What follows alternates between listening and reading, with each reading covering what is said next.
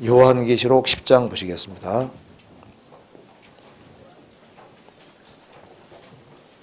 10장 1절입니다.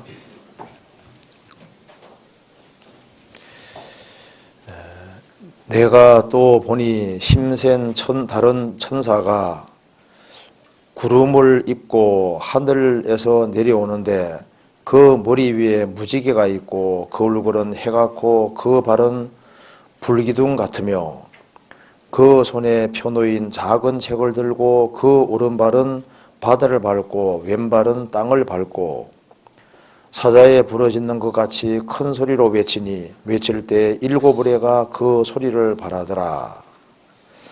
일곱 의뢰가 발할 때 내가 기록하려고 하다가 곧 들으니 하늘에서 소리가 나서 말하기를 일곱 의뢰가 발한 것을 임봉하고 기록하지 말라 하더라. 그리고 8절 보시겠습니다. 하늘에서 나서 내게 들리던 음성이 또 내게 말하여 가로되 내가 가서 바다와 땅을 밟고 섰는 천사의 손에 펴놓인 책을 가지라 하기로 내가 천사에게 나아가 작은 책을 달라 한즉 천사가 가로되 갖다 먹어버리라. 내 배에는 쓰나 내 입에는 꿀같이 달리라 하거늘 내가 천사의 손에서 작은 책을 갖다 먹어버리니 내 입에는 꿀같이 다나 먹은 후에 내 배에서는 쓰게 되더라. 저가 내게 말하기를 내가 많은 백성과 나라와 방언과 임금에게 다시 예언하여야 하리라 하더라. 네, 거기까지입니다. 여기 이제 요한계시록 10장 말씀에 아주 중요한 내용들이 몇 군데 몇 개 있습니다. 물론 다 중요한 내용이지만 여기 몇 가지 한번 같이 생각을 해보겠습니다. 여기에 내가 또 보니 사도 요한이 보니까 힘센 다른 한 천사가 굉장한 천사입니다. 구름을 입고 하늘에서 내려오는데 그 머리 위에 무지개가 있고 그 얼굴은 해같고 그 발은 불기둥 같으며 특별한 천사로 보입니다. 그런데 이제 이걸 어떤 사람은 이제 주석한 사람 중에 어떤 사람들은 이거 예수님일 거다. 근데 예수님이 아니고 문자 그대로 천사라고 보는 것이 맞습니다. 그런데 여기에 2절 보면은 그 손에 펴놓인 작은 책을 들고 여기에 작은 책 나오지 않습니까? 이 작은 책이 나오는데 이 작은 책을 사도 요한이 받아 먹습니다. 9절에 나와 있죠.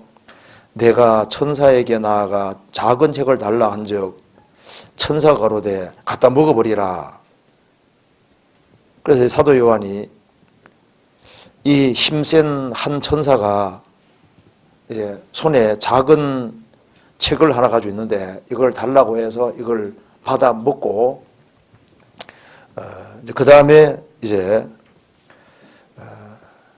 완전히 소화시켜서 이제 11절에 내가 많은 백성과 나라와 방언과 임금에게 다시 예언하리라. 그래서 이 작은 책이 뭐냐 이제 이렇게 말하는 사람이 있는데 제가 이제 중국에 전도 갔을 때 중국에 그 당시에 동방번개 들어보셨습니까? 동방번개. 자기가 이제 재림예수라는 여자입니다. 여자 재림예수인데 동방은 중국이고 이제 자기가 동방번개 그 재림예수라고 하면서 이제 하나님이 주신 작은 책이 자기가 가지고 있다고 이렇게 얘기를 합니다. 자기가. 그래서 이제 나중에 또 보니까 이제 작은 책이 큰 책이 됐답니다. 분량이 많아져서. 근데 그거 그렇게 말하는 게 아니고 여기에 이제 작은 책을 이제 사도 요한이 그걸 받아서 먹고 그다음에 이제 그 내용을 소화해서 이제 얘기를 하는데 그 11장 이하 그 작은 책 내용이 이제 요한계시록 그 후반부 11장 이하를 말하는 겁니다. 그 작은 책의 그 내용이 이제 11장 이하를 말하는데 무슨 성경에 나와 있는 이거 말고 무슨 또 다른 특별한 책이 있는 것처럼 말하는 사람들이 있는데 그 말하는 게 아닙니다. 그 11장 작은 책을 이제 먹고 그 다음에 예언하여야 하리라 그 말대로 그걸 먹고 소화시켜서 그 다음에 이제 그 속에 있는 내용을 그대로 얘기를 하는 것이 11장 이하입니다. 이제 그렇게 이해를 해야 됩니다. 그리고 여기 힘센 이제 다른 천사는 문자 가대로 천사를 말하고 그 다음에 여기 2절 그 손에 펴놓인 작은 책을 들고 그 오른발은 바다를 밟고 왼발은 땅을 밟고 사자에 부러지는 것 같이 큰 소리로 외치니 외칠 때 7 우레가 그 소리를 발하더라. 4절 7 우레가 발할 때 내가 기록하려고 하다가 곧 들으니 하늘에서 소리가 나서 말하기를 7 우레가 발한 것을 임봉하고 기록하지 말라 하더라. 그러니까 여기서 사도 요한이 다 기록하면 좋은데 하나님께서 이 7 우레가 발한 것에 대해서는 딱 접어두고 그 내용은 기록하지 마라. 그러니까 이제 이 성경 속에 모든 것이 다 기록되어 있는 것이 아닙니다. 그래서 주님께서 필요한 부분까지만 계시해서 보여주시는 거예요. 그렇죠? 그래서 우리가 기록된 내용 이상은 알 수가 없는 겁니다. 하나님께서 임봉해놓고 접어두시고 계시해 주지 않은 부분 우리가 알 수가 없는 거예요. 그래서 고린도전서 13장에는 우리가 이제는 부분적으로 한다 그래서 부분적으로 한다는 것은 계시해 주신 부분까지만 기록된 부분까지만 우리가 아는 겁니다. 그래서 성경에서 기록한 말씀밖에 넘어가지 말라고 했습니다. 그래서 하나님께서 우리에게 계시해 주신 부분까지만 우리가 알 수 있는 겁니다. 신명기 29장 찾아봅시다. 신명기 29장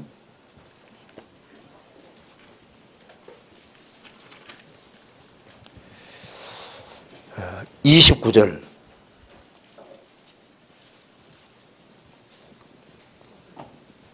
같이 읽어보겠습니다. 오묘한 일은 우리 하나님 여호와께 속하였거니와 나타난 일은 영구히 우리와 우리 손에게 속하였나니 이는 우리로 이 율법의 모든 말씀을 행하게 하려 하심이니라. 여기 오묘한 일은 비밀스러운 일들은 우리 하나님 여호와께 속하였거니와 그러니까 사실 이 우주의 신비라든가 이 자연의 어떤 신비라든가 우리 이제 인간 역사 속에서 우리가 아직 모르는 것이 너무나도 많습니다. 감춰진 것이 너무나도 많이 있는 겁니다. 그래서 이 성경 속에 우리가 구원받고 신앙생활에 필요한 것은 다 나와 있는데 우리 특별히 어떤 호기심을 채운다든가 별로 당장은 알 필요가 없는 그런 것들은 기록이 안 돼 있는 거예요. 그래서 예수님이 행하신 일이 너무나도 많은데 그것을 다 기록하려고 하면은 이제 이 온 하늘을 만큼 책을 세워도 채울 수 없다 그러잖아요. 그러니까 주님이 하신 일이 너무 그렇게 많다는 것은 예수님이 하신 일을 만일 적으려고 그러면은 이 우주를 창조하신 분이니까 얼마나 많겠어요. 근데 필요한 것만 집어넣는 겁니다. 그래서 오묘한 일은 우리 하나님 여호와께 속하였거니와 이제 우리가 천국에 들어가면은 우리가 아직 모르는 많은 것들을 다 알게 될 겁니다. 그런데 나타난 일은 그 말은 계시되어진 일은 계시되어진 것이 이제 쉽게 말해서 하나님 말씀인 겁니다. 계시해 주신 일은 영구히 우리와 우리 손에게 속하였나니 그러니까 오묘한 일은 하나님께 속하고 계시되어진 것은 우리와 우리 손에게 속하였나니 왜 우리 손에 이제 안겨주느냐 그 이유는 우리로 이 율법의 모든 말씀을 행하게 하심이니라. 그래서 나타난 일은 이 율법입니다. 하나님 말씀입니다. 그래서 사도 요한이 7 우레가 바란 걸 딱 기록하려고 하는데 그건 접어두라 하고 기록하지 말라고 했습니다. 자, 그리고 여기에 계시록 10장 다시 봅시다. 5절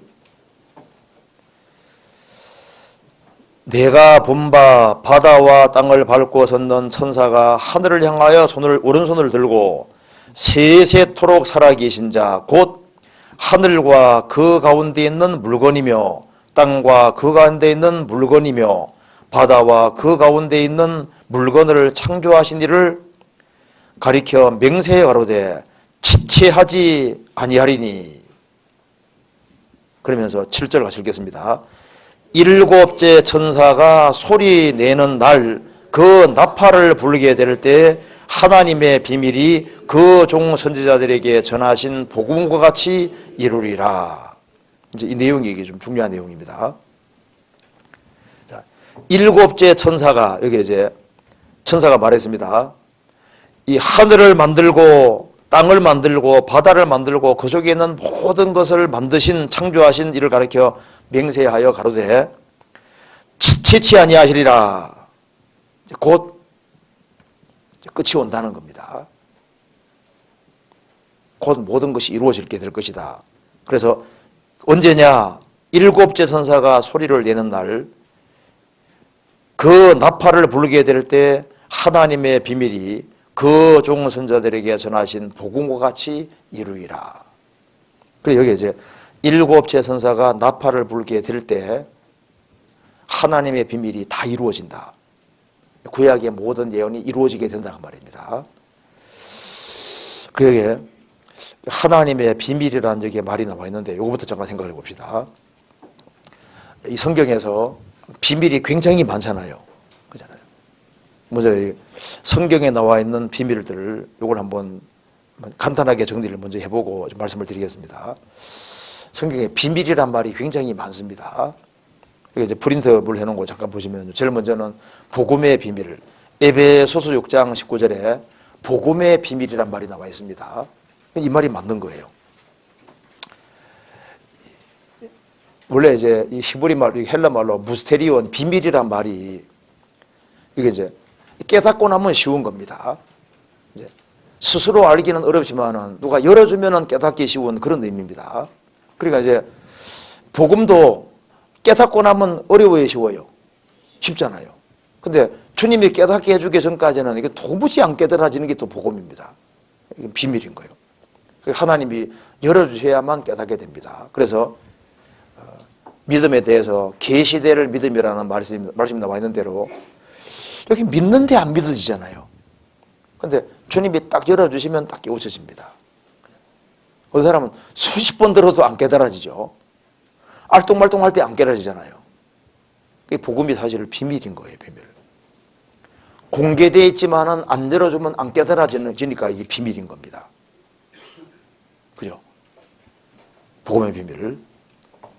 그 다음에 성경에서 하나님의 비밀인 그리스도란 말이 골로새서 2장에 나와 있는데 하나님의 비밀인 그리스도, 그러니까 이제 하나님을 아는 통로가 사실은 그리스도인 거예요. 그러니까 우리가 하나님 하면 이게 막연하잖아요. 그러니까 하나님을 아는 통로가 사실은 예수님인 겁니다. 예수 그리스도는 눈에 보이지 않는 하나님이 사람으로 오신 분이기 때문에 바로 예수님 보는 것은 곧 하나님을 보는 것이고 예수님을 아는 것은 곧 하나님을 아는 거예요. 그래서 예수님 말씀하시기를 나를 본 자는 아버지를 보았거늘. 그래서 그리스도를 아는 만큼 우리가 하나님을 아는 겁니다. 알라신 믿는 사람들이 하나님 안다고 하는데 그리스도를 모르니까 하나님을 전혀 모르는 거예요. 많은 사람들이 하나님 아버지하고 하나님 모르는데 그리스도를 모르는 사람은 하나님을 모르는 사람입니다. 왜? 하나님의 비밀이 그리스도인 거예요. 그래서 그리스도를 확실하게 알 때, 그리스도 안에 들어올 때 그 하나님을 정말 하나씩 알게 되는 겁니다. 그래서 이 그리스도는 하나님을 아는 열쇠가 되는 것이고 인생의 모든 비밀을 푸는 열쇠입니다. 그래서 골로새서 2장에 하나님의 비밀인 그리스도를 깨닫게 하려 함이니라. 그 안에는, 그리스도 안에는 지혜와 지식의 모든 보화가 있느니랍니까? 감춰있느니랍니까? 감춰있느니라. 지혜와 지식의 모든 보화. 그러니까 사람이 구원받는 지혜, 신앙이 성장하는 지혜, 그리고 하나님을 알아가는 지혜, 그 모든 것이 그리스도 안에 있는데 이것이 감추어 있으니까 반드시 마음을 들이지 아니하면은 깨닫지 못하게 되는 거예요. 보물 찾기 하는 식으로 이게 감춰놨으니까 마음을 동원해서 찾아야만 깨달아 알 수 있게 되어 있는 겁니다. 우리나라 같은 경우에 막 석탄 이런 것이 이제 그냥 밖에 널려 있으면 좋은데 그 파고 들어가야지 그 석탄 우리나라 그럴 수 있잖아요. 뭐 금광이라든가 은광이라든가 철광석 이런 거 파고 들어가야 되는 것처럼 이제 하나님을 알기 위해서 이렇게 감춰져 있으니까 마음을 들이고 정성을 들이고 시간 투자를 하고 뭔가를 드려야만 이게 감춰진 것이 하나씩 하나씩 깨달아지는 겁니다. 그리고 그리스도도 비밀이고 교회도 비밀이라고 성경에 말하고 있잖아요. 에베소서 3장 읽어보면 바울 사도가 교회에 대해서 얘기하면서 이것은 비밀이라고 말합니다. 사실 교회도 사실 비밀인 거예요. 왜? 건물이 교회가 아니니까. 구원받은 사람들이 교회니까. 사람들이 이제 나 교회 다닌다 하는데 십자가 달린 건물 속에 열심히 다녀도 그 교회를 평생 안 다녔을 수 있습니다. 교회가 그런 데가 아니잖아요. 예수님 피로 구원받은 사람들이 무리가 몸이고 교회이기 때문에 사실 교회도 비밀인 거예요. 그래서 진짜 교회가 있구나. 여기가 진짜 교회구나. 그 진짜 교회가 있는 겁니다. 그리고 이제 마가복음 4장에는 하나님 나라의 비밀이란 말이 나와 있습니다. 사실 하나님의 나라 이것도 비밀입니다. 지금 몇 개 나라가 있습니까? 물으면 261개 나라가 있습니다. 사실은 2나라밖에 없는 거예요. 마태복음 10장 말한 대로 하나님의 나라와 사탄의 나라 2나라가 있고 죄를 사함 받은 사람만 뭘 아는 겁니까? 내가 하나님 나라 안에 들어왔구나. 그걸 알잖아요. 그래서 거듭나지 아니한 사람은 지금 사탄의 나라가 있는지 하나님 나라가 있는지를 알 수가 없는 거예요. 그래서 지금 하나님 나라 안에 딱 들어와 있고 보면은 아이고 지금 구원 안 받은 사람이 어느 나라에 있습니까? 사탄의 나라 안에서 마귀에게 붙잡혀 살고 있잖아요. 그래서 그 사람들을 건질 책임이 있다는 걸 알게 되는 겁니다. 그리고 이제 에베소서 5장에서는 결혼이 비밀이라고 했습니다. 그렇죠? 사람이 부모를 떠나 그 안에 업하여 그들이 한 육체가 될지니 이 비밀이 크도다. 그래서 결혼 속에는 비밀이 들어있는 거예요. 남자 여자가 이제 결혼하고 딴딴따하고 결혼하고 그냥 그거로 끝나는 게 아니라 그게 비밀이 들어있습니다. 내가 그리스도와 교회에 대해서 말하노라. 그래서 남편은 그리스도를 상징하는 것이고 아내는 구원받은 사람을 가리키는 겁니다. 그래서 신랑 신부가 사랑 속에 살아가는 것은 이제 구원받은 사람이 그리스도의 신부로서 영원히 사랑 속에 살게 될 것을 보여주는 겁니다. 그래서 사실 천국은 신혼집입니다. 집은 원래 신랑이 준비하는 거예요. 그러니까 신랑 되신 주님께서 신부 되는 그리스도의 신부 되는 이제 구원받은 사람들과 영원히 같이 살라고 새 집을 하나 만드는데 그게 천국이잖아요. 그러니까 성경에 말씀하기를 하나님이 자기를 사랑하는 자들을 위하여 예비하신 모든 것은 눈으로 보지 못하고 귀로도 듣지 못하고 사람의 마음으로도 생각지 못하였다 같으니라. 하나님이 자기를 사랑하는 사람을 위해서 예비하신 모든 것이 있는데 그게 원래 사랑을 받아들인 그 사람과 영원히 살라고 만들어내는 거예요. 그게 바로 부활의 세계인 겁니다. 결혼 통해서 보여주는 거예요. 그래서 정말 서로 사랑하는 사람이라면 영원히 같이 살기 원하잖아요. 주님이 이제 영원히 같이 살게 하려고 인간을 만드신 겁니다. 그리고 이제 이방인의 충만한 소가 들어오면은 유대인들이 다시 구원받게 된다는 것도 성경에서 비밀이라고 얘기했잖아요. 그죠? 우리 잘 아는 내용이죠. 한번 찾아봅시다. 로마서 11장. 11장 25절.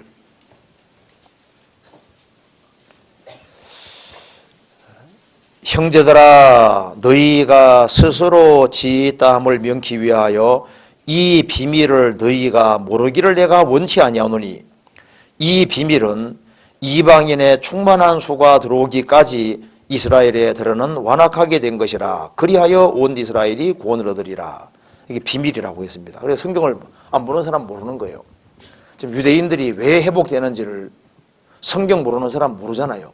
그냥 회복되는 갑자기 생각하는데 지금 이스라엘 사람들 마음이 굉장히 많이 풀렸습니다. 그래서 유대인들 중에 정통 중에 정통을 극정통이라고 울트라 오스독시라고 하는데 극정통인 사람은 옛날에 자기 집안에서 예수를 끝내지도 못합니다. 그런데 지금은 예수가 선지자였던 것은 맞다 이렇게 바뀌었습니다. 많이 바뀐 거예요.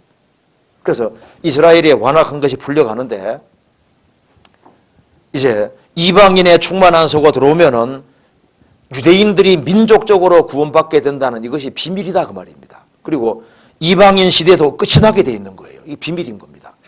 이방인 시대가 마냥 계속되는 게 아니라 은혜 시대가 마냥 계속되는 것이 아니잖아요.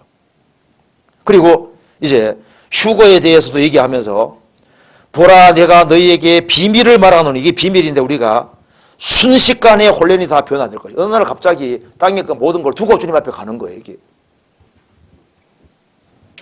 그리고 이제 디모데전서 3장 9절에는 깨끗한 양심의 믿음의 비밀을 가진 자를 지니 믿음의 비밀이란 말이 나와 있죠. 믿음도 사실 비밀인 겁니다. 마음에 주님이 주신 평화와 기쁨, 그 참된 신앙이 들어올 때 은혜와 평강이 들어오잖아요. 그래서 이 마음 속에 있는 것은 사람이 뚫고 들어갈 수가 없는 거예요. 그건 각자 개인의 것이니까. 그래서 그 믿음 자체가 사실은 비밀인 겁니다. 근데 확실한 믿음 가진 사람은 교제하면 교제가 돼요, 안 돼요? 다 교제가 되잖아요. 그래서 우리 서로 받은 그 기쁨을 어떻다고요? 알 사람이 없도다. 모르는 거예요. 그리고 경건의 비밀이 나와 있는데요. 디모데전서 3장 찾아봅시다. 디모데전서 3장 15절.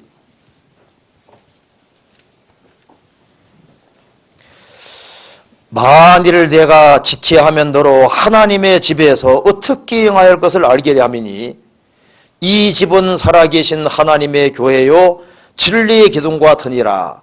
크도다 경건의 비밀이여 그렇지 않다는 이 없도다. 그는 육신으로 나타난 바 되시고 영으로 얼담을 입으시고 천사들에게 보이시고 만국에 전파되시고 세상에서 믿음 받으시고 영광 가운데서 올려오셨음이니라. 여기 크도다 경건의 비밀이요. 무슨 말이냐면은 예수님이 십자가에 죽으시고 부활 승천하셔서 주님 몸된 교회를 이루셨는데 주님이 머리고 교회는 몸이고 하나님의 집이다 그 말입니다. 그래서 경건의 비밀, 신앙생활을 잘하는 비밀이 어디 있느냐? 주님 몸된 교회다 그 말입니다. 그래서 주님이 세상에 오셔서 세상과 접하고 사셨지만은 구별되어 사셨고 구별되어 사시면서 세상에 영향을 미치셨습니다. 그런데 그 죽으시고 부활하신 주님이 지금 교회의 머리로 계시기 때문에 그 지체로 연결되어 있는 사람은 실제로 주님의 공급이 있으니까 경건의 비밀, 신앙생활을 잘하게 되잖아요. 그래서 한 사람이 구원받아도 교회에 딱 떨어져서 공급 끊어지면요, 제 아무리 자기가 경건해도 겉으로는 경건한 것처럼 보여도 힘이 없잖아요. 그러니까 롯이 아브라함을 떠났는데 그는 경건하게 산다고 살았지만은 세상에 영향력을 전혀 행사할 수 없었습니다. 한 사람이 좌충우돌을 하고 부족한 게 있고 연약한 것이 있어도 교회 연결되면 막 사람 인도하고 이렇게 하잖아요. 뭔가 힘이 있는 거거든요. 그래서 경건의 비밀, 그게 어디 있느냐? 주님 몸된 교회 안에 경건의 비밀이 있는 거예요. 그리고 불법의 비밀은 데살로니가후서 2장에 나와 있는데 이것이 쉽게 말해서 정치 통합입니다. 세계 전체를 하나로 만들어서 세계 정부를 구성하고 거기에 적그리스도가 옹이하는 세계의 단일 정부를 만들어서 모든 사람들로 하나님을 등지게 하고 마귀를 섬기게 하는 그것이 불법의 비밀인데 지금 엄청난 작업이 지금 돼 있잖아요. 그래서 구원받은 사람이 들림받는 일이 벌어지면은 이제 세계가 하나가 되고 불법한 자가 나타나서 세계의 왕이 실제로 되는 겁니다. 그리고 계시록 11장에는 또 비밀이 나와 있는데 이 음녀 타락한 한 기독교, 큰 음녀 중심으로 해서 타락한 기독교 중심으로 해서 세상 다른 모든 종교들이 하나가 되는 이것이 또 성경에서 비밀이라고 되어 있잖아요. 비밀이 많이 나와 있는데 요한계시록 10장에서 말하는 하나님의 비밀이 도대체 뭐냐 그 말입니다. 다시 한번 봅시다. 요한계시록 10장 다시 봅시다. 10장 7절입니다. 일곱째 천사가 소리 내는 날 그 나팔을 불게 될 때 하나님의 비밀이 그 종 선자들에게 전하신 복음과 같이 이루리라. 구약에 많은 하나님의 비밀과 약속이 있는데 이제 일곱째 천사가 나팔을 불 때 일곱 대접이 떨어지면서 7년 환란이 끝나고 예수님이 지상지림하면서 천년왕국이 이루어지게 되는 거예요. 그래서 구약에 이스라엘의 사람들을 중심한 천년왕국이 이루어진다고 성경에 누누이 약속을 하고 있는데 이 약속이 언제 이루어지느냐? 일곱 천사가 소리를 내는 그날 이제 7년 혼란이 끝나고 천년왕국이 이루어지면서 이스라엘 중심한 나라가 진짜 이루어지게 되는 거예요. 그것이 구약에 약속하신 대로 이루어질 것이다. 그래서 나중에 귀에 쓰면 배우게 될 텐데요. 다니엘서 9장에 이산과 예언이 응하며 이 말하고 똑같은 겁니다. 그래서 7년 혼란이 끝나면은 이스라엘 중심한 나라가 실제로 오고 천왕국이 실제로 이루어지게 되는 거예요.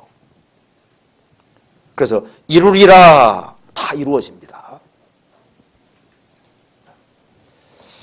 자, 그래서 그러면 여기에 일곱째 천사가 소리를 내는 날 이게 일곱 천사가 소리를 내는 날 그 나팔을 불게 될 때 이게 왜 그렇게 중요한 얘기일까요? 이게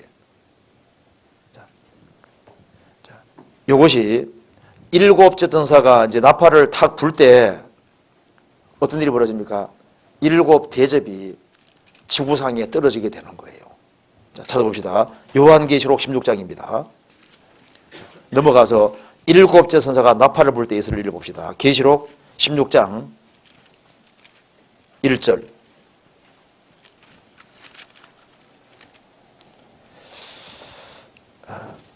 또 내가 들으니 성전에서 큰 음성이 나서 일곱 천사에게 말하되 너희는 가서 하나님의 진노의 일곱 대접을 땅에 쏟으라 하더라. 일곱째 천사가 나팔을 불 때 이제 일곱 대접이 지구상에 쏟아지게 되는데 와, 이거 계시록 10장 읽으면 진짜 무시무시합니다. 이것이 이제 인류가 거의 전멸하게 되는데 첫째가 대접을 탁 쏟으니까 악하고 독한 헌대가 표받은 사람이 났죠. 그 비디오 중에 표받은 사람에게 악하고 독한 헌대가 나는 혹시 그 장면 보셨어요? 헌대라는 게 뭔지 아시죠? 악하고 독한 헌대가 표받은 사람에게 날 때 몸 전체에서 악하고 독한 데가 쫙 난다고 생각해 봐요. 끔찍하잖아요. 제가 그 할아버지 중에 한 분이 이렇게 이제 추운 겨울날 발가벗고 있지 않습니까? 있는데 몸에 막 헌대 있잖아. 독한 헌대가 몸 전체가 이렇게 붙어가지고 긁으면서 있는 거 내가 본 적이 있는데요. 어릴 때. 그 악하고 독한 헌대, 표받은 사람에게 악하고 독한 헌대가 전 세계 사람이 난다고 돼 있잖아요. 두 번째가 대접을 이제 하니 보니까 바다가 죽은 자의 피같이 돼서 바다 가운데 모든 생물이 다 죽고, 셋째가 대접을 부으니까 강과 물의 흐름이 다 피로 바뀌고, 그 다음에 넷째가 부으니까 해가 사람들을 태우게 되고, 다섯째가 대접을 이제 부으니까 이 지구상의 모든 사람이 나라가 어두워지면서 질병으로 아주 고통하고, 여섯째 천사가 나팔을 불 때 이제 마지막 전쟁이 터지고, 일곱째 천사가 대접 볼 때 만국이 다 무너진다고 말입니다. 그래서 일곱째 천사가 나팔을 불 때 지구상에 일곱 대접이 떨어지게 되고, 그 다음에 음녀의 심판이 있게 되고, 음녀 심판이 있게 되고, 그리고 예수님의 지상재림이 있게 되고, 지상재림이 있습니다. 그리고 지상재림 하면서 뭐가 되는 겁니까? 세상 나라가 그리스도의 나라가 되게 되는 겁니다. 계시록 11장 봅시다. 11장 15절.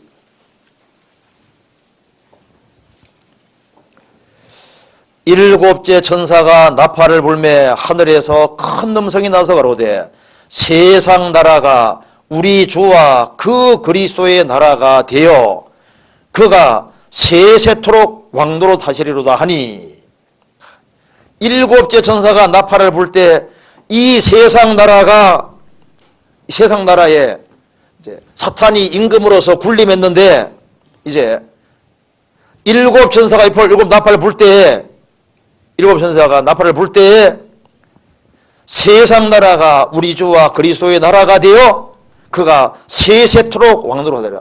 천왕 왕국에서 왕노릇 하고 영원토록 왕노릇 하시잖아요. 그리고 이 세상에는 심판이 주어지고 진리를 믿는 사람에게는 보상이 주어집니다. 18절. 이방인들이 분노하며 주의 진노가 임하여 죽은 자를 심판하시며 종 선지자들과 성도들과 또 물온대소하고 주의 이름을 경외하는 자들에게 상 주시며 또 땅을 망케 하는 자들을 멸망시킬 때로소이다. 그래서 의인에게는 상을 주시고 세상에는 심판이 있고, 그리고 적그리스도가 잡히고 거짓선지자도 함께 붙잡혀서 불못에 들어가게 됩니다. 그리고 이제 예수님이 재림하시면서 사탄과 그를 추종하는 세력은 몽땅 어디로 들어갑니까? 무저갱에 천년 동안 들어가게 되고 마침내 천남국이 이루어집니다. 그래서 거기에 프린트한 거 봅시다. 그래서 1번에서 8번을 통해서 알 수 있듯이 하나님은 일곱째 천사가 나팔을 불 때 구약의 모든 심판과 회복에 대한 약속을 어떻게 하시는 거야? 이루시셔서 실제로 세상 나라가 그리스도의 나라가 되고 마귀는 붙잡히게 되고 천왕국이 실제로 이루어지고 이스라엘 중심한 나라가 진짜 이루어지니까 이상과 예언이 다 응하게 되는 거예요. 그래서 주께서 땅 위에서 그 말씀을 이루사 필하시고 끝내시리라. 그래서 이스라엘 중심한 세계가 천년왕국 속에서 문자가대로 이루어집니다. 하나님께서는 주의 선자들에게 비밀을 말씀하셨고 말씀한 대로 진짜 다 이루시는 거예요. 반드시 이루어지게 되어 있습니다. 이제 그러면서 요한계시록 10장 다시 봅시다.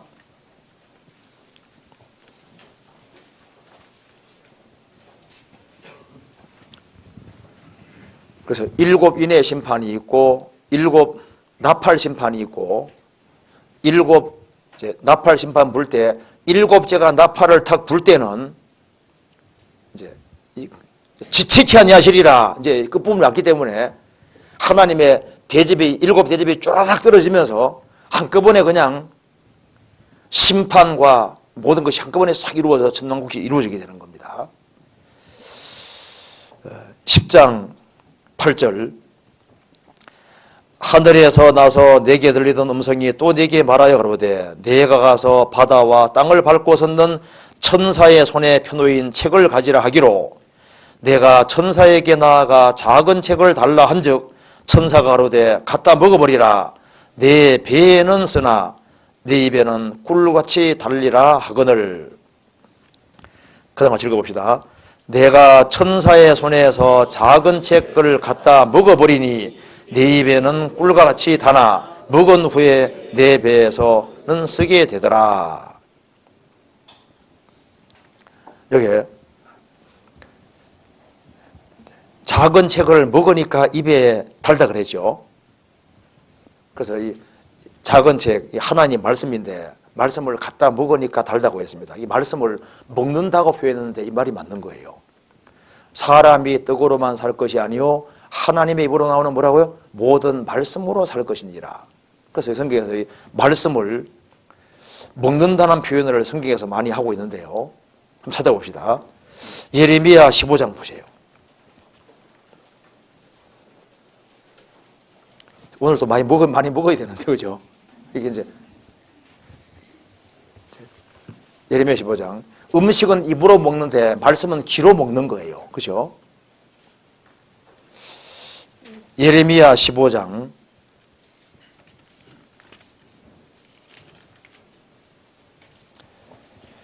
16절. 만군의 하나님 여호와시여, 나는 주의 이름으로 일컬음을 받는 자라. 주의 말씀을 얻어 먹어 싸우니 주의 말씀은 내게 기쁨과 내 마음의 즐거움이 오나. 주의 말씀을 얻어 먹어 싸우니 주의 말씀은 내게 기쁨과 내 마음의 즐거움이다. 그러니까 하나님 말씀을 이렇게 먹는다고 표현을 하고 있잖아요. 욥기 23장 써봅시다. 욥기 23장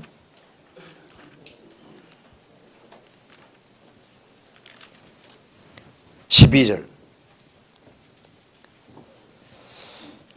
같이 읽어봅시다. 내가 그의 입술의 명령을 어기지 아니하고 일정한 음식보다 그 입의 말씀을 귀히 여겼구나. 하루 3끼 먹는 일정한 음식을 먹는 것보다 더 하나님 말씀을 귀히 여겼다. 자, 그런데 이 말씀을 딱 먹으니까 입에는 달기가 꿀 같아 그랬죠.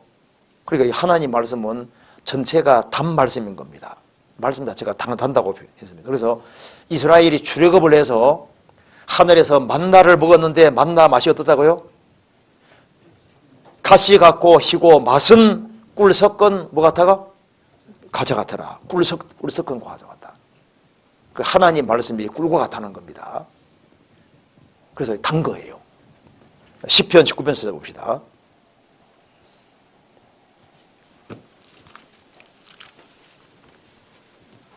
(10절)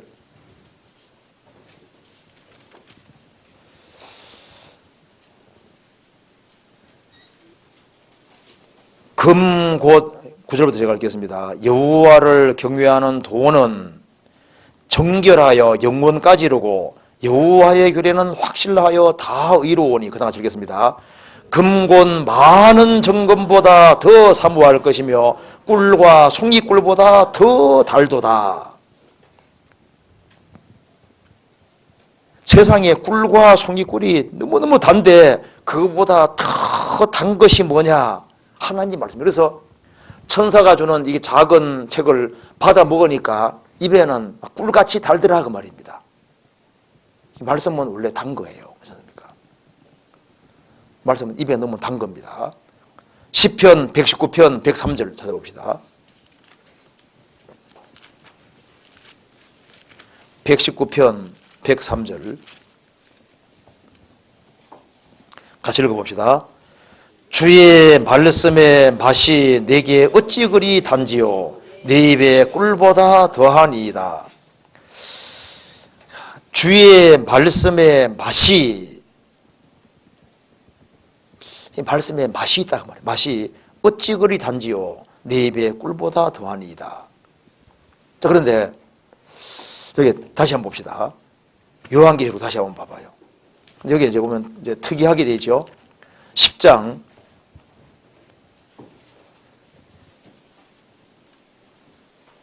9절에 다시 봅시다. 내가 천사에게 나아가 작은 책을 달라 한 적 천사가 가로되 갖다 먹어버리라. 내 배에는 쓰나 내 입에는 꿀같이 달리라 하시늘. 하나님 말씀이니까 꿀같이 답니다.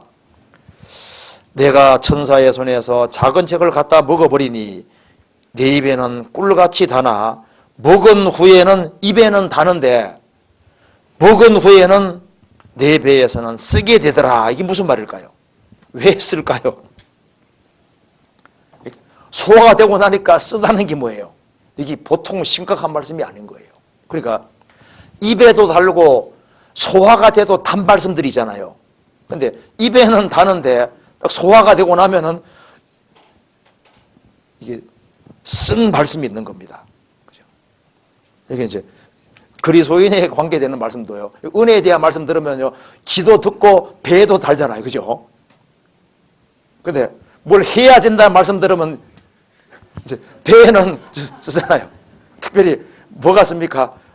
그리스도인의 심판대, 우리가 주님 심판대 앞에 서야 된다. 그걸 그냥 들을 때는 들었는데 듣고 난 다음에 그 소화시키면요 심판대가 철저할 거 아니에요. 그렇죠? 몽땅 다 드러난다고 생각을 하면요 이거 좀 스트레스 받죠?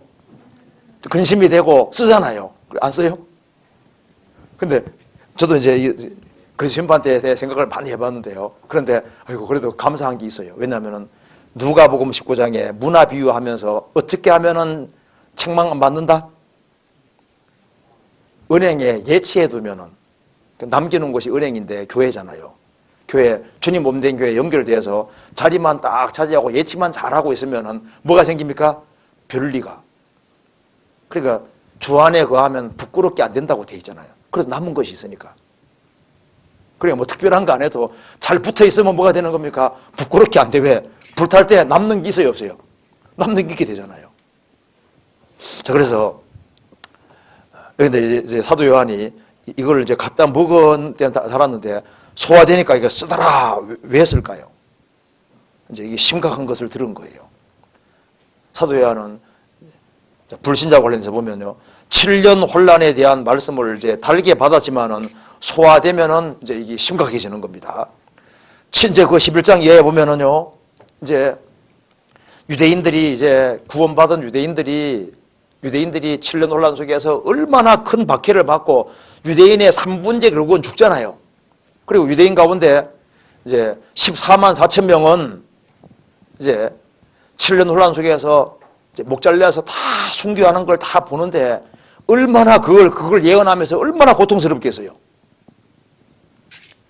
그리고 계시록에 보니까 이제 앞에서도 혼란이 왔지만 이제 뒤로 가면 갈수록 이 혼란이 심해지는데 이게 계시록 뒤로 읽을수록 점점 더 무섭고 심각하게 되잖아요. 그리고 예수님의 재앙도 무섭지만은 지상지림도 무섭고 이제 최후의 심판대 앞에 서서 심판을 받고 지옥 떨어지는데 그걸 생각하면 생각할수록 심각하죠. 그러니까 이 성경을 듣고 이걸 배에 들어가는 건 소화시키는 겁니다. 소화시키면 이게 심각해지는 거예요. 그렇잖아요. 자, 성경에서 봅시다. 에스겔을 2장 봅시다. 에스겔을 2장.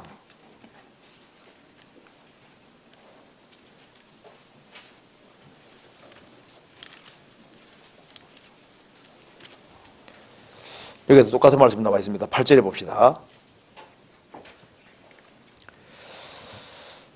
인자야, 내가 내게 이르는 말을 듣고 그 패역한 족속같이 패역하지 말고 네 입을 벌리고 내가 내게 주는 것을 먹으라 하시기로 내가 보니 한 손이 나를 향하여 펴지고 그 손에 두루마리 책이 있더라. 그가 그것을 내 앞에 펴시니 그 안팎에 글이 있는데 애가와 애곡과 재앙의 말이 기록되었더라. 3장 1절. 그가 또 내게 이르시되 인자야 너는 받고 그것을 받는 것을 먹어라. 너는 이 두루마리를 먹고 가서 이스라엘 족속에게 고하라 하시기로 내가 입을 벌리니 그가 그 두루마리를 내게 먹이시며 내게 이르시되 인자야 내가 내게 주는 이 두루마리로 내 배에 넣으며 내 창자에 채우라 하시기로 내가 먹으니 그것이 내 입에서 달기가 꿀 같더라. 그럼 내용은 심각한 내용입니다. 자, 그런데 입에 딱 집어넣으니까 이건 재앙의 내용이니까 입에는 달지만 배에는 쓰지만은요. 입에도 달고 배에도 단 말씀들이 너무 많잖아요. 그렇죠? 잠언 16장 찾아봅시다. 16장 24절.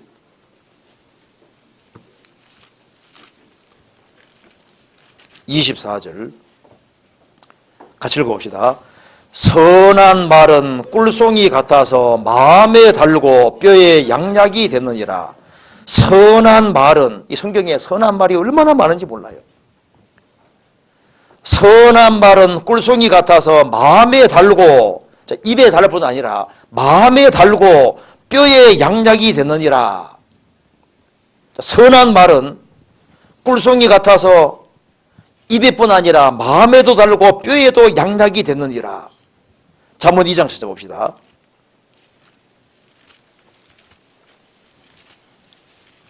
2장 10절 같이 읽어보겠습니다. 곧 지혜가 내 마음에 들어가며 지식이 내 영혼에 즐겁게 될 것이요. 이게 귀를 통해서 입으로 싹 이제 귀라는 입을 통해서 싹 들어가서 영혼 속에 들어가면은 영혼이 즐겁게 될 것이요. 영혼 속까지 단 말씀들이 너무 많잖아요. 자, 그거 한번 그 뒤에 봅시다. 적어놓은 거 한번 봅시다. 성경에서는 이 불신자를 향한 선한 말이 많잖아요. 자, 여기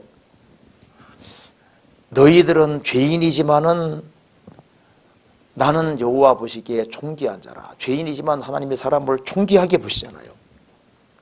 마태복음 10장에 상한 갈대를 꺾지 아니하며 꺼져가는 심지를 끄지 아니하기를. 상한 갈대 같은 인생, 꺼져가는 심지 같은 인생. 그런데 상한 갈대를 보통 사람은 꺾지만 주님은 안 꺾으셨다는 말입니다. 꺼져가는 심지, 연기 나는 3대. 호롱불에 연기가 날 때 무조건 사람은 다 끄게 돼 있습니다. 냄새 고약하니까. 기름 없을 때 심지가 다 들어가잖아요.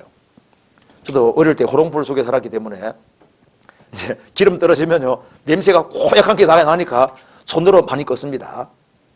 손으로 순간적으로 탁 끄면 별로 안 뜨거워요. 천천히 한 몰라도 이게 갑자기 팍 끄면요 심지 잡고 탁 끄면 잘 꺼집니다. 보통 사람은 다 끄게 돼 있는데 예수님은 꺼져가는 심지를 끄지 아니하고 어떻게 하든 간에 거기에 기름 넣어주는 것처럼 성령을 주려고 하셨다는 겁니다. 자, 이 벌레만도 못한 우리를 정말 하나님이 귀하게 생각하시잖아요. 그래서 성경에 많은 초청의 말씀이 있는데 아담이 범죄했을 때 아담아 내가 어디 있느냐, 그게 얼마나 선한 말입니까? 수고하고 무거운 짐자들아 다 내게로 오라. 내가 너희를 쉬게 하리라. 너희를 대하여 오래 참으사 아무도 멸망치 않고 다 회개하기를 원하시느니라. 죽는 자의 죽는 것은 내가 기뻐하지 않으니 너희는 돌이키고 살지니라. 마땅히 죽어야 될 사람도 하나님이 죽는 걸 안 기뻐하신다 그 말입니다. 내가 비록 죄인이지만은 회개하고 구원받을 때 주님이 의인 99보다 더 기뻐하시는 거예요. 불신자에게 선한 말씀들이 많이 있습니다. 성경에서 므낫세 같은 사람이 구원받은 걸 왜 얘기해놨을까요? 아무리 죄가 많아도 돌이키면 살 수 있다는 걸 보여주는 거잖아요. 십자가에 배 죽어가던 강도를 구원시킨 이유가 있잖아요. 최후까지 소망 버리지 말고 돌이키라는 얘기인 거예요. 그래서 여기에 죄가 많아도 성경 속에 예수님 피가 깨끗하게 해놨다는 말씀을 아주 상세히 해놨잖아요. 사람의 모든 죄와 해방은 사하심을 받을 수 있다. 어떤 죄라도 예수님 피 흘려주셨기 때문에 그 피공도 받아들이면 구원받을 수 있도록 되어 있는 거예요. 자, 그런데 성도에게 구원받은 사람에게도 속도 다른 말씀들이 많거든요. 입에도 달고 속도 다른 말씀 한번 간단하게 정리하는 거 봅시다. 여기 이제 구원은 선물이다. 이거 이게 입에뿐 아니라 이 속에 들어가 자꾸 소화시켜 보면요, 이게 진짜 대단한 말인 거예요. 구원은 행위로 되는 것이 아니라 주님 공로로만 천국 가는 거다. 이걸 이제 소화되면 소화될수록 더 열심히 살게 하는 그런 마음이 올라오게 되어 있습니다. 그리고 죄를 사함 받을 때 성령이 들어오셨는데 오신 성령은 절대 나가지 않으신다. 내가 연약해도 보증으로 들어오셔서 나가지 않는다는 그 말씀, 그걸 소화시키고 배로 소화시키면 이게 굉장한 용기와 힘이 되게 되는 겁니다. 그리고 하나님이 우리를 위하신다. 이걸요 생각하면 생각할수록 너무나도 이게 속까지 이게 힘이 생기는 거예요. 성경 로마서 8장 봅시다. 여기 세 가지 위하심이 나와 있는데요. 로마서 8장 봐봐요. 8장 26절. 삼위의 하나님이 우리를 도우십니다. 26절. 이와 같이 성령도 우리 연약함을 도우시나니 우리가 마땅히 빌 바를 알지 못하나 오직 성령이 말할 수 없는 탄식으로 누굴 위하여? 우리를 위하여 간구하시느니라. 우리를 위하여 성령께서 직접 간구해 주십니다. 마음을 감찰하시는 이가 성령의 생각을 아시나니 이는 성령이 하나님 뜻대로 성도를 위하여 간구하심이니라. 성령이 우리를 위해서 기도해 주고 있습니다. 그리고 성부와 하나님은 어떻게 하고 있습니까? 31절에 그런즉 이 일에 대하여 우리가 무슨 말 하리요? 만일 하나님이 우리를 위하시면 누가 우리를 대적하리요? 자기 아들을 아끼지 아니하시고 우리 모든 사람을 위하여 내어주시니까 어찌 그 아들과 함께 모든 것을 우리에게 은사로 주지 아니하시겠느냐? 누가 능히 하나님의 택하신 자들을 송사하리요? 의롭다 하신 이는 하나님이시니. 하나님 아버지께서는 자기 아들을 십자가에 내어주셨고 아들과 함께 모든 것을 우리를 위해서 은사로 내어주시고 하나님이 우리를 위하시는데 누가 우리를 대적하리요? 의롭다 하신 분은 바로 하나님이시고 우리를 위해서 의롭다고 하셨다 그 말입니다. 그리고 성자 예수님은 우리를 위해서 기도하고 계십니다. 34절 누가 정죄하리요? 죽으실 뿐 아니라 다시 살아나신 이는 그리스도 예수시니 그는 하나님 우편에 계신 자요 우리를 위하여 간구하시는 자신이라. 성자 예수님이 우리를 위해서 기도하십니다. 그리고 이제 삼위의 하나님이 우리를 위하신다. 그러니까 누가 우리를 그리스도의 사랑에서 끊을 수 있으리요? 그리고 하나님의 자녀가 된 사람은 영원히 멸망치 않는다. 성령의 신이 우리 영으로 더불어 우리가 하나님의 자녀인 것을 증거하시고 우리는 하나님의 후사 그리스도와 공동의 후사가 되었습니다. 내가 저희에게 영생을 주노니 영원히 멸망치 아니할 터이요. 참된 성도는 영원히 멸망치 않는다. 그거는 이 배에도 단 말씀이잖아요. 여호와는 나의 목자시니 내가 부족함이 없으리로다. 시편 23편 보면요, 진짜 이거는 소화시킬수록 배에도 단 말씀입니다. 그죠? 그리고 요한복음 15장에 야 붙어있기만 하면 절로란 말이 얼마나 좋아요. 절간으로란 말이 아니라 저절로. 붙어있기만 하면 절로. 그거 뭐 안 어렵다 그 말입니다. 그죠? 붙어있으면 돼. 얼마나 간단해. 같이 동고동락하고 있으면은 주님이 저절로 열매 몇 개 해준다는데 그게 얼마나 좋은 거예요. 뭐 많은 걸 하라고 한 것도 아니고 얼마나 쉬워요. 그리고 이런 말씀은 선한 말씀입니다. 성경 히브리서 13장 보시겠습니다. 히브리서 13장 5절 6절 같이 읽어봅시다. 돈을 사랑치 말고 있는 바를 족한 줄로 알라. 그가 친히 말씀하시기를 내가 과연 너희를 버리지 아니하고 과연 너희를 떠나지 아니하리라 하셨느니라. 그러므로 우리가 담대히 가로되 주는 나를 돕는 자신이 내가 무서워 아니하겠노라. 사람이 내게 어찌하리요 하노라. 돈을 사랑치 말고 있는 바를 족한 줄로 알라. 그가 친히 말씀하시기를 내가 과연 너희를 버리지 아니하고 너희를 떠나지 아니하리라.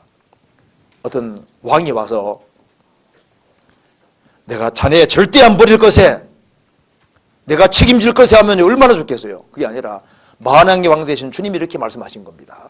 내가 도와주겠다고 하시고. 그러니까 그러므로 내가 담대히 가로되 주는 나를 돕는 자신이 내가 무서워 아니하겠노라. 그리고 로마서 8장 28절은 정말 생각할수록 입에 단 말씀이 되는 겁니다. 하나님을 사랑하는 자, 곧 그 뜻대로 부르심을 입은 자들에게는 모든 것이 합력하여 선을 이루느니라. 하나님을 사랑하는 사람, 그 뜻 가운데 있는 사람은 모든 상황입니다. 모든 상황이 함께 어우러져서 선을 이루는. 그러니까 내 인생 속에서 여러 가지 일들이 벌어지지 않습니까? 벌어지는데 그것이 함께 어우러져서 시간 지나가면 다 선을 이루고 우리를 위함이라는 걸 깨닫게 되는 거예요. 고린도 전서 10장에 말한 대로 구원받은 사람에게는 감당할 이상의 시험이 없고 피할 길 주신다. 그 얼마나 그 감사한 말입니까? 그건 배에도 단 말씀이 되는 거예요. 또 우리가 비록 잘못 살아서 징계받을 때가 있지만은 사랑하는 자를 징계하신다고 말합니다. 징계를 받을 때도 사랑하시기 때문에 징계하시구나. 우리가 이제 나이가 들고 커서 옆에 충고해주고 훈계할 수 있는 사람이 없다는 게 참 그게 있으면 얼마나 좋겠어요. 부모님 돌아가신 분들 부모님 살아계시면 좋겠잖아요. 그래서 이 징계는 그것도 사랑인 겁니다. 자, 이 나그네 길을 다 가면은 우리를 위해서 영원한 천국이 준비되어 있고 우리가 세상에서 수고하는 것은 너무 작지만은 지극히 작은 것에 충성하였으니 내가 큰 것으로 맡기리라. 크게 하는 건 없지만은 주님께서 그렇게 해주시는 겁니다. 우리 한 군데만 더 보고 마칩시다. 히브리서 6장